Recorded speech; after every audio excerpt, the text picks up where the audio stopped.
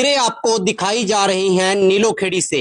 ये नीलोखेड़ी और तरावड़ी के जो समस्त डिपो धारक हैं वो यहाँ पर एकत्रित हुए हैं और एक संयुक्त मीटिंग का यहाँ पर आयोजन रखा गया है। और इस आयोजन के अंदर सभी जो डिपो धारक हैं जो अपनी अपनी समस्याएं हैं वो बताते हुए यहाँ पर जरूर नजर आएंगे। और समस्याएं भी काफी गंभीर रहने वाली है, जिन समस्याओं की वजह से आम आदमी उनके ऊपर भी काफी ज्यादा जो है असर पड़ने वाला है। एक बार बात करने का प्रयास जरूर कर। सर, सबसे पहले तो हमारे चैनल में आपका स्वागत है।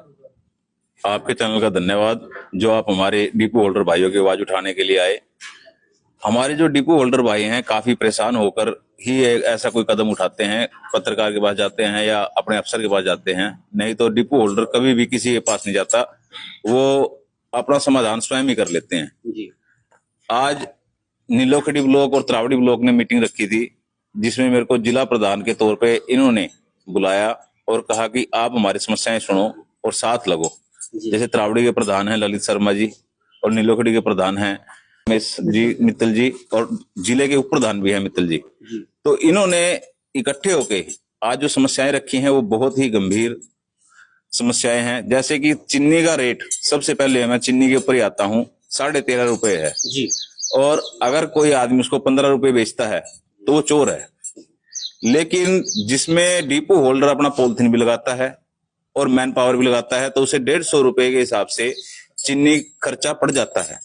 और फिर भी उसको वो 1.5 रुपया लेने के बाद उसको चोर साबित कर जाता है। और दूसरा, अब महकमे ने कन्फर्ट ने क्या किया है कि जो डिपो होल्डर भाई पैसे जमा कराएगा उसके पास तेल चीनी आएगा, और जो भाई पैसे नहीं जमा कराएगा उसके पास तेल चीनी नहीं आएगा। जैसे आपको पता होगा कि पहले तेल की बोतल का रेट 40 रुपए था, एकदम से इन्होंने तेल का रेट 100 रुपए कर दिया जी। तो जिससे कस्टमर के ऊपर तो 60 रुपए का बोझ पड़ा, लेकिन डिपो होल्डर के ऊपर तो ये लाखों रुपए में बात चली गई। मान लो जिस डिपो होल्डर को 50,000 रुपए जमा कराने थे उसको अब 1 लाख रुपए जमा कराना है, 1.25 लाख रुपया, 1.5 लाख रुपया। जैसा डिपो है वैसे ही पैसे जमा कराने हैं। लेकिन कई डिपो होल्डर तो ऐसे भी हैं कि जो अपना ई रिक्शा चलाकर किराने की दुकानों पे लगे हुए हैं, कपड़े की दुकानों पे लगे हुए हैं और अपना घर चला रहे हैं, बड़ा मुश्किल गुजारा कर रहे हैं। अब उनके पास पैसा नहीं है, वो बेचकर ही पैसा दे सकते हैं राशन। अब वो लोग क्या करें जी। अब सभी लोग ये सोच रहे थे कि महकमे से बात करें या अपने सीएम साहब से समय लें, उनके सामने अपनी समस्याएं रखें। समस्याएं इससे अलग जो गंभीर समस्याएं रहने वाली हैं वो क्या होने वाली हैं आपकी? गंभीर समस्याएं जैसे कणक आती है हमारे पास, इंस्पेक्टर्स कणक बेचते हैं। कणक हमारे पास जो आती है, बरसात चल रही है फिलहाल तो चलो कहते हैं गिल्ली आ गई, मान लो 1 क्विंटल कणक आई है, 1 क्विंटल में सूखने के बाद वो कणक 80 किलो रहेगी, तो 88 रहेगी, 80 रहेगी, 85 रहेगी, तो उस कणक का हम करें क्या? लेकिन सर, 1 मिनट में आपकी बात रोकना चाहूंगा, लेकिन सर कणक जो भीगी हुई आती है वो भीगती ही क्यों है? क्या जब प्रशासन के पास ऐसे पुख्ता इंतजाम नहीं है कि कणक को बचाया जा सके भीगने से? जब ये हैफर्ड से कणक आ रही है तो हैफर्ड के पास तो अपने सेट भी हैं, सब कुछ है। तो ये भीगी हुई कणक आती है, वो हैफर्ड को पता होगा कैसे भीगती है और क्यों भीगती है। कणक कई बार इतनी गंदी आती है कि पब्लिक तो छोटो जानवर भी ना खा सके। खैर फिलहाल तो काफी समय से कणक अच्छी आ रही है, बढ़िया भी आ रही है। लेकिन जो मेन मुद्दा है आज के समय में पैसे वाला, 5 महीने से 4 महीने से पूरे हरियाणा के डिपो होल्डर कमीशन नहीं आई है, जिसमें कि हमारे मुख्यमंत्री मनोहर लाल खट्टर जी थे, जब उन्होंने कहा था कि हर महीने हर डिपो होल्डर का कमीशन हर महीने मिला करेगी, और उन्हीं के आदेश से हमारी कमीशन 2 रुपए कर दी गई थी। लेकिन आज ये 2 रुपए भी कम हो गए, ना तो कमीशन हमारे पास आ रही है, ना हम कमीशन का कुछ फायदा उठा पाते हैं। इन्होंने 1 महीना पैसे ना देने की वजह से राशन रोक दिया, तो हमारी 4 महीने कमीशन रुकी हुई है, तो हम अपना काम रोक दे, इसका मतलब फिर तो अगर ये हमें कुछ देंगे तभी तो हम कुछ करेंगे। हम कहते हैं कि हमारी कमीशन ना दो हमें, आप कमीशन काट के हमारे से पैसे ले लो, जो हमारे पैसे बनते हैं राशन के पैसे, राशन में ही कमीशन काट लो हमारी और उससे पैसे ले लो एक्स्ट्रा। पर हमारी समस्याएं इससे भी कहीं ज्यादा हैं, जिसके बारे में आपको रमेश जी, ललित जी और भाई बताएंगे। सर बताइए, क्या कुछ समस्याएं अभी तक आ रही हैं और किन किन समस्याओं को लेकर आज सभी यहाँ पर आप सामने आए हैं? देखिए, समस्याएं तो बहुत ज्यादा है जी। जैसा कि हमारे जिला प्रधान जी ने विस्तार से आपको सारी बातें बताई है, लेकिन मैं एक डिपो होल्डर हूँ मैं भी, जैसे तो बताता हूँ आपको। जैसे अब सरकार शुरू से जैसी भी हम स्कीमें देती थी, हम सरकार के साथ लगते थे, ठीक है, जो भी सुधार आ जाए हम भी चाहते हैं अभी सुधार आए, लेकिन ज्यादा से ज्यादा दबाव हमारे ऊपर क्यों बनाया जा रहा है कि आप एडवांस में पैसे जमा कराओ, डबल पैसे जमा कराओ, तो हमारी कमीशन तो दो कम से कम। जो डिपो होल्डर भाइयों की स्थिति मतलब इतनी नहीं है कि वो एकदम से डबल पैसे जमा कराए, तो वो कहाँ से कराएगा। और नंबर 2, जैसे मशीनों का सर्वर है, हमने मतलब उच्च अधिकारियों को इस बारे में बात की है, लेकिन उस चीज में कोई सुधार नहीं आया। सर्वर बिल्कुल डाउन है, पब्लिक माताएं बहनें हमारी धूप में खड़ी रहती हैं, सारा सारा दिन उनको लग जाता है, अपना काम छोड़ के वो राशन लेने के लिए खड़ी रहती हैं, तो समस्याएं बहुत हैं। तो हम यही गुजारिश करेंगे आपके माध्यम से कि सरकार इसकी तरफ ध्यान दे, थोड़ा इसको समझे। जी, अगर समस्याओं का समाधान नहीं होता तो अब आपकी क्या कुछ आगे की अग्रिम कार्यवाही रहने वाली है? देखिए, हम यही कहना चाहेंगे, पहले तो समस्या का समाधान हो जाए। हम रिक्वेस्ट कर रहे हैं सरकार से, पब्लिक के आवाज उठा रहे हैं आपके माध्यम से। अगर नहीं होता तो हमें जल्द ही मिलकर कोई बड़ा कदम उठाना पड़ेगा, मजबूरी है हमारी, हम क्या करेंगे उसके बाद। कल का क्या प्रोग्राम रहने वाला है आपका? देखिए, जैसे जिलाध्यक्ष जी ने अभी बताया आपको कि हम कल पूरे जिला वाइज मीटिंग को लेके जाएंगे, तो उसके बाद जैसा कि मंत्री जी से मिलेंगे, अपना मेमोरेंडम रखेंगे, तो जैसे जो भी समस्या। कौन से मंत्री से मिलेंगे आप? देखिए, मुख्यमंत्री जी से ही मिलके इस समस्या का समाधान हो पाएगा, जहां तक मेरा ख्याल है। जी जी। और चंद्र जी, धन्यवाद पहले तो आपका, आप हमारी आवाज उठाने के लिए यहाँ पे आए। और जैसे कि ललित भाई और हमारे प्रधान जी ने जो बातें आपको बताई हैं, तो उसमें सबसे पहली समस्या तो यही है कि हमें कमीशन टाइम से नहीं मिल रही। हमारी कमीशन टाइम से मिले, मिलने के मिले तो मिलने के मिले हम काम करेंगे। हमारी कमीशन अगर ये टाइम से नहीं देते तो हम काम कैसे करेंगे, कैसे हम पैसे जमा करा पाएंगे। दूसरी सबसे बड़ी समस्या है मशीनों की। मशीनें महीने में 30 दिन की बजाय 15 दिन चलती है, सही।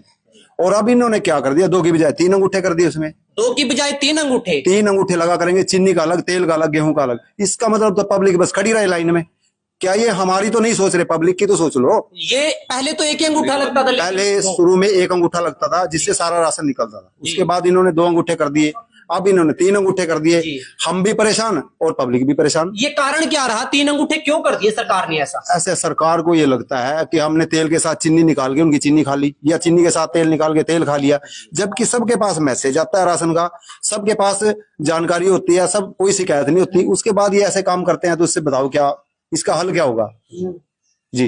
तो आप देख सकते हैं त्रावड़ी और नीलोखेड़ी के जो सभी के सभी डिपो होल्डर हैं, आज यहाँ पर इकट्ठे हुए हैं और अपनी अपनी बात रखते हुए यहाँ पर नजर आए, अपनी अपनी समस्याएं यहाँ पर रखते हुए नजर आए, जिनमें से काफी ज्यादा जो गंभीर समस्या रहने वाली है वो आम जन को रहने वाली है, क्योंकि पहले 1 अंगूठा लगता था, उसके बाद 2 अंगूठे कर दिए गए और अब 3 अंगूठों का प्रावधान जो है गवर्नमेंट सरकार की तरफ से जो है किया जा रहा है। इससे अलग अगर हम बात करें, गेहूं जो है डिपो धारकों के पास पहुंचता है, वो गेहूं काफी गीली अवस्था में पहुंचता है, काफी गीला होता है। ऐसे में क्या प्रशासन के पास, ऐसे में क्या सरकार के पास कोई पुख्ता इंतजाम नहीं है कि गेहूं को बरसाती पानी से बचाया जा सके, या फिर इनमें भी कोई मिली भगत है जिसमें कि गेहूं को वजन बढ़ाकर आगे तक पहुंचाया जाए। आप इस खबर के ऊपर अपनी कमेंट और अपनी राय जरूर दें कि क्या यह सही है। एक और सबसे महत्वपूर्ण जो समस्याएं हैं वो आम जन को आने वाली है, क्योंकि अगर 1 अंगूठा लगाते हैं, फिर 2 अंगूठे लगाने पड़े, फिर 3 अंगूठे लगाने पड़ रहे हैं, तो ऐसे में क्या लोग भीड़ में ऐसे ही खड़े रहे, क्योंकि सभी गरीब और मजदूर लोग डिपो होल्डर पर अपना जो है सरकारी राशन लेने के लिए पहुंचते हैं, और ऐसे में अगर लोग 5-5 मिनट 10-10 मिनट तक ऐसे ही खड़े रहे तो काफी ज्यादा जो आम लोगों को परेशानी होने वाली है। आप इस खबर के ऊपर आपकी क्या राय रहने वाली है वो हमें कमेंट बॉक्स में जरूर बताएं, और एक बार बात करने का प्रयास जरूर करेंगे। कुछ और बात हमें बताना चाहते हैं सर, क्या कहना चाहेंगे? ऐसा है जी, आप 10 मिनट नहीं, इसमें कम से कम भी 20 मिनट खराब होंगे। कई आदमी अंगूठे लग जाते हैं तो उनका तो चलो चल जाएगा, 10 मिनट में काम हो जाएगा। कई बुजुर्ग ऐसे हैं जिनका अंगूठा 1 बड़ी मुश्किल से लगता है, 3 तो बहुत दूर की बात है जी। और दूसरा, जैसे कोरोना काल में सब ने काम किया, कोरोना वॉरियर उनको बोल दिया गया कि उनको बहुत अच्छा सम्मान मिला, लेकिन पूरे हरियाणा स्टेट लगा लो या पूरे देश में लगा लो, डिपो वालों ने कोरोना काल में काम किया जी, जिसमें आज तक उनको कुछ नहीं मिला जी। लेकिन उनको सम्मान तो उनको भी मिलना चाहिए जी। हम लोग भी काम सरकार का कर रहे हैं, लेकिन जो डिपो वालों को बदतमीजी से बोल के चले जाते हैं लोग, उनका कोई वाली वारिस ही नहीं है। डिपो वालों को कई कस्टमर तो ऐसी ऐसी बात कह देते हैं कि मैं तेरा डिपो बंद करा दूंगा, मैं तेरे साथ ये कर दूंगा, मैं तेरा वो कर दूंगा। तो ये चीजें जो हैं, हम सरकार से ये विनती करना चाहते हैं कि हमारे भाइयों की सुरक्षा भी सरकार का प्रथम नियम है, उनका होना चाहिए कि डिपो वालों की सुरक्षा करे।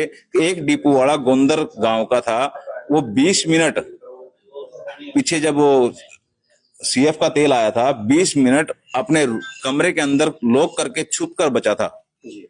अब उन आदमियों पर कोई कार्रवाई नहीं हुई जिन्होंने ये काम किया।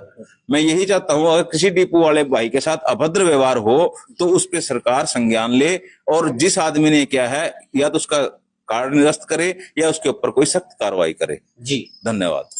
तो देख सकते हैं आप, समस्याएं वाकई ही गंभीर हैं, क्योंकि आम जन ही डिपो धारक पर अपना राशन लेने के लिए पहुंचते हैं, और ऐसे में अगर उन्हीं को परेशानी का सामना करना पड़ जाए तो आप समझ सकते हैं परेशानी कहां तक हो सकती है। आज नीलोखेड़ी और तरावड़ी के सभी डिपो धारक आज यहां पर पहुंचे हैं और अपनी अपनी समस्याएं सरकार के सामने रखते हुए वाले हैं। वो भी अब यहाँ पर बताया गया है कि सभी के सभी जो डिपो धारक हैं वो सभी के सभी करनाल इकट्ठा होंगे और एक संयुक्त मीटिंग जो है करनाल के अंदर भी रखी जाएगी, और जो हमारे मुख्यमंत्री हैं नायब सिंह सैनी, उनसे मिलने का जो है अब विचार किया गया है। उनसे मिलकर जो है अब इन सभी समस्याओं पर बातचीत करना